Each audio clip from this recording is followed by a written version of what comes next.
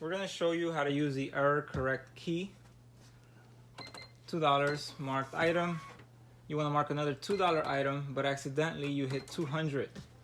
You want to correct that, so you're going to go ahead and hit error correct on the left side of your keyboard. Hit it once. It's going to deduct the $200 that you inputted. Hit subtotal. Your subtotal is only the one item for 218.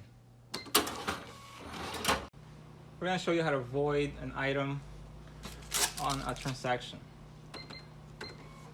$2,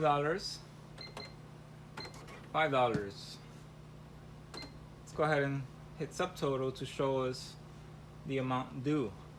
Your customer wants to go ahead and void the $2 item.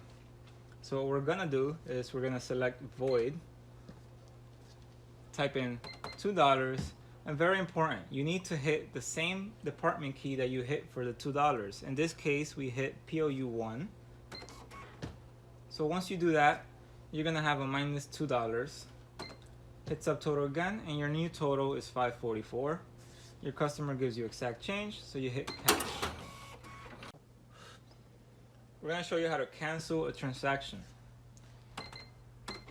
You've marked 2 items, but your customer has changed their mind and you need to cancel this transaction. On your subtotal screen, you're gonna go ahead and hit cancel, and your transaction is now canceled.